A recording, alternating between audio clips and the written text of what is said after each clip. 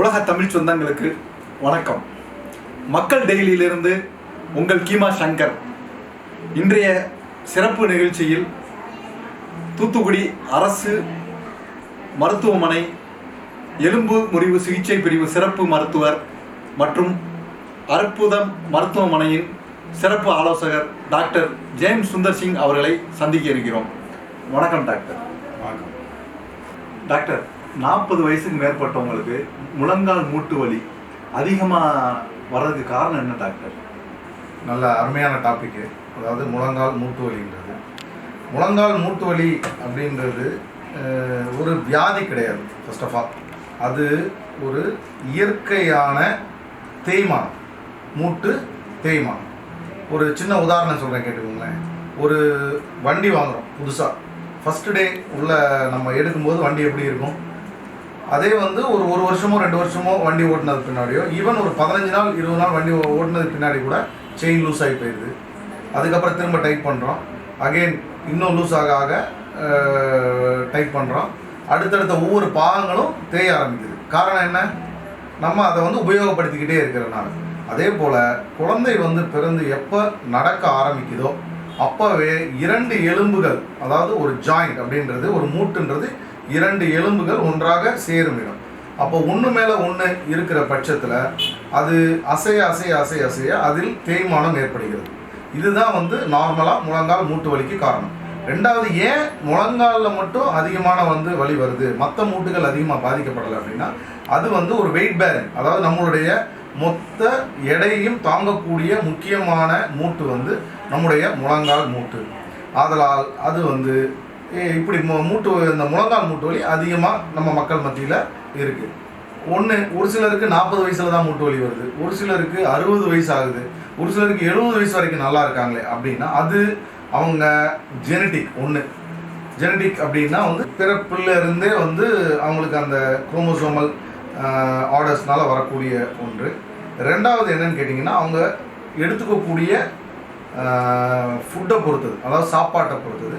மூன்றாவது அவங்களுடைய வேலையை பொறுத்து. ஒரு சிலர் வெயிட் அதிகமாக தூக்குவாங்க, ஒரு சிலர் ஸ்டெப்ஸ் ஏறி இறங்குறது அதிகமாக இருக்கும், ஒரு சிலர் லாங் டிஸ்டன்ஸ் நடக்கக்கூடியதாக இருக்கும், ஒரு சிலர் ரொம்ப நேரம் நிற்கக்கூடியதாக இருக்கும். இதை பேஸ் பண்ணி தான் அந்த மூட்டு வலி வரக்கூடிய. அதாவது ஒரு மூட்டுன்றது 2 எலும்பை சுற்றி அந்த மூட்டு வரக்கூடிய இடத்துல ஒரு கார்டிலேஜ் அப்படின்னு ஒரு கவர் மாதிரி இருக்கும். அதுக்குள்ள ஒரு ஃப்ளூயிட், அதாவது நம்ம எப்படி ஒரு வண்டிக்கு இன்ஜின் ஆயில் ஊற்றுறோம் தெரியுமா, அதே போல் உள்ள ஒரு ஃப்ளூயிட் இருக்கும், ஒரு நீர் இருக்கும். அந்த நீர் தான் இந்த மூட்டை எந்த ஒரு உராய்வும் இன்றி நம்மளை செயல்படுத்தக்கூடியது. வயது ஆக ஆக ஆக அந்த நீரின் தன்மை குறைய ஆரம்பிச்சிடும், இந்த எலும்புக்கு மேலே இருக்கக்கூடிய கவர் தேய ஆரம்பிச்சிடும். ஆட்டோமேட்டிக்காக 2 எலும்புகளும் ரா ஏரியானா புண்ணு மாதிரி ஆகி அந்த மேலே இருக்கக்கூடிய கவர் போனது 2 ஒட்டும் பட்சத்தில் நடக்கும் பொழுது மிகவும் வலியை கொடுக்க ஆரம்பிக்கும். இதுதான் மூட்டு வலி. மூட்டு வலிக்கான காரணங்களும் இவைதான். டாக்டர், இந்த முழங்கால் மூட்டு வலி வரப்போகுது அப்படின்றதுக்கான அறிகுறிகள் என்னென்ன டாக்டர்? முதல் அறிகுறி என்னன்னு கேட்டிங்கன்னா, நம்ம ஒரு அரை மணி நேரமோ 1 மணி நேரமோ உட்கார்ந்து எந்திரிக்கும் போது எந்திரிக்க முடியாத அளவுக்கு கால் வலி ஆரம்பிக்கும்.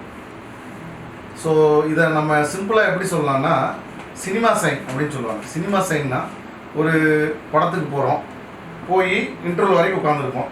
நார்மலாக ஒரு படம் 3 மணி நேரம், ஒரு 1.5 மணி நேரம் கழித்து நமக்கு இன்டர்வல்.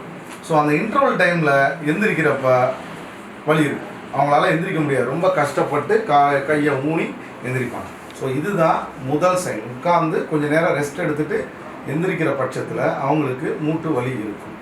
ரெண்டாவது, குத்த வைக்கும்போது சமணங்கால் போடும்போது வலி வர ஆரம்பிக்கும்.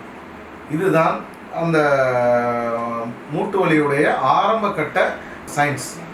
அதே போல் என்னன்னு கேட்டிங்கன்னா, மீடியல் ஜாயிண்ட் ஸ்பேஸ்ன்னு சொல்லுவாங்க. அதாவது மீடியல் ஜாயிண்ட் ஸ்பேஸ்னால் அந்த மூட்டில் உள் பக்கத்தில் வலி அதிகமாக இருக்கும் வெளிப்பக்கத்தை விட. இதுதான் மூட்டு வலியுடைய அறிகுறிகள். டாக்டர், இந்த முழங்கால் மூட்டு வலியை சரி செய்யறதுக்கான சிகிச்சை முறைகள் என்னென்ன டாக்டர்?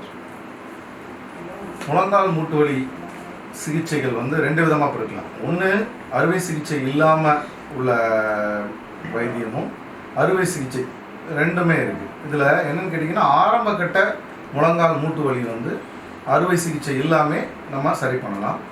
அதை ஆரம்பத்திலே நம்ம ட்ரீட்மெண்ட்டை ஸ்டார்ட் பண்ணிட்டோம் அப்படின்னா ஃபர்தராக அந்த வேகமாக தேயக்கூடிய தன்மையை வந்து குறைக்கலாம். அடுத்தது ரொம்ப எக்ஸ்ட்ரீம் ஸ்டேஜ், அதாவது முத்திய நிலையில் 4வது ஸ்டேஜ் போயிடுச்சு அப்படின்னா அறுவை சிகிச்சை தான் இதுக்கு வைத்தியம். ஆனால் யூஸ்வலாக வந்து நம்ம மூட்டு வலியை பொறுத்த வரைக்கும் எடுத்தோன்னா அறுவை சிகிச்சை யாருக்கும் போகிறது கிடையாது. எடுத்த உடனே மூட்டு வலின்னு வர்றாங்க, ஒரு 3 மாதம் இல்லை ஒரு 6 மாதம் மூட்டு வலி, 1 இயர் மூட்டு வலின்னு வந்தாங்கன்னாலுமே அது ஆரம்ப கட்டமாக தான் இருக்கும். ஸோ நம்ம அதுக்கு என்ன பண்ணுவோம்னா, ரொம்ப வலி இருந்துச்சுன்னா அதுக்கு வலி நிவாரணிகள் கொஞ்ச நாளைக்கு, அது ரொம்ப தொடர்ச்சியாக கொடுக்கப்படக்கூடாது. கொஞ்ச நாளைக்கு வலி நிவாரணிகள் கொடுத்துட்டு அதோடு சேர்த்து நம்ம என்ன பண்ணுவோம்னா ஃபிசியோதெரப்பினா பயிற்சி முறைகள், அந்த தொடை சதைகளையும் இந்த காலில் உள்ள சதைகளையும் இருக்கிற மாதிரியான பயிற்சி முறைகளை செய்வோம். அப்போ என்ன ஆகும்னா அந்த ஜாயிண்ட், அந்த மூட்டில் உள்ள ஸ்பேஸ், அந்த இடையில உள்ள அந்த இடைப்பட்ட அந்த ஸ்பேஸ் வந்து அதிகமானதுமே மூட்டு வலி குறைய ஆரம்பிக்கும். அந்த 2 எலும்பும் ஒட்டாத தன்மையை நம்ம வந்து கொடுக்குறப்ப ஆட்டோமேட்டிக்காக அந்த சதைகள் வந்து நல்லா இருக்கும் பட்சத்தில் பெயின் வந்து குறைய ஆரம்பிக்கும். அதுக்குன்னு ஸ்பெஷல் எக்ஸசைசஸ் இருக்குது. என்னென்னா குவாட்ரிசெப்ஸ் ஸ்ட்ரென்தனிங் எக்ஸசைஸ்ன்னு சொல்லுவோம், ஹாம்ஸ்ட்ரிங் ஸ்ட்ரென்தனிங் எக்ஸசைசஸ். இதோட வேணும்னா இந்த வேக்ஸ் பார், மெழுகு ஒத்தலம், அதையும் வந்து நம்ம சேர்த்து கொடுப்போம்.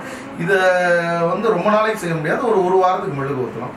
அதன் பிறகு எக்ஸசைசஸை மட்டும், ஃபிசியோதெரப்பியை மட்டும் நம்ம கண்டினியூஸாக அந்த பயிற்சிகளை வந்து நம்ம செய்கிற மாதிரி இருக்கும். 2வது, எப்போ இந்த வியாதி முத்தி போச்சு அப்படின்னு சொன்னாங்கன்னா, குத்த வைக்க முடியாது, சம்மளங்கால் போட முடியாது. 2வது பார்த்திங்கன்னா ரெஸ்ட் பெயின், சாதாரணமாக உட்கார்ந்துருக்கும் போது, சாதாரணமாக படுத்துருக்கும் போதுமே மூட்டு வலி இருக்கும். அப்படி இருக்கிற பட்சத்துலையும் நம்ம எக்ஸ்ரேல பார்க்கும்போது மிகவும் தேய்ந்திருக்குன்ற பட்சத்தில் மூட்டு மாற்று அறுவை சிகிச்சை பேஷண்ட்ஸை கரெக்டாக செலக்ட் பண்ணி எல்லாருக்கும் பண்ணக்கூடாது. ரொம்ப எக்ஸ்ட்ரீம் ஸ்டேஜில் உள்ளவங்களுக்கு மூட்டு மாற்று அறுவை சிகிச்சை, அந்த எலும்பு பாகத்தில் 2 மூட்டில் உள்ளதையும் எடுத்துட்டு மெட்டல் உள்ள டிஃப்ரெண்ட் மெட்டல்ஸ் இருக்குது, அந்த மெட்டல்ஸை வந்து நம்ம வச்சுருக்கோம். இதில் முக்கியமான ஒரு வைத்தியத்தில் முக்கியமான ஒரு விஷயம் என்னென்னா, டாக்டருடைய ப்ரிஸ்கிரிப்ஷன் இல்லாமல் இவர்களாகவே வெளியே சென்று மாத்திரைகளை அதிகமாக மூட்டு வலி வலின்னு வாங்கி போடக்கூடாது. அந்த வலி நிவாரணிகள் கிட்னி ஃபெயிலியர் மற்றும் வயிறு புண்ணை வந்து உருவாக்கும்.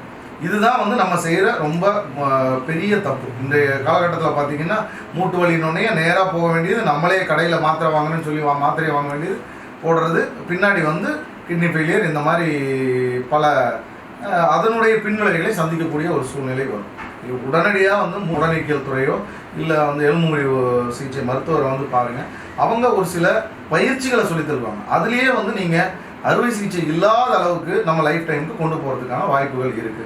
இல்லை கடைசி கட்டமாயிருச்சா பயப்பட வேண்டாம், அதற்கும் அறுவை சிகிச்சை, மூட்டு மாற்று அறுவை சிகிச்சை இருக்குது. இவ்வளோ நேரம் நம்மளுடைய மருத்துவர் சொன்னதுலேருந்து என்ன தெரியுது அப்படின்னா, முழங்கால் மூட்டு வலி அப்படிங்கிறது ஒரு வியாதி இல்லை, இயற்கையான தேய்மானம். சரியான நேரத்தில் மருத்துவரின் ஆலோசனையை பெற்றால் இதை சரி செய்ய முடியும். கண்டிப்பாக உரிய நேரத்தில் மருத்துவரை அணுகும் பட்சத்தில் இதை சரி செய்து விடலாம். மக்கள் டெய்லி சேனலுக்காக உங்களுடைய நேரத்தை ஒதுக்கியமைக்கு நன்றி டாக்டர். நன்றி. மீண்டும் ஒரு காணொளியில் சந்திப்போம். நன்றி. வணக்கம்.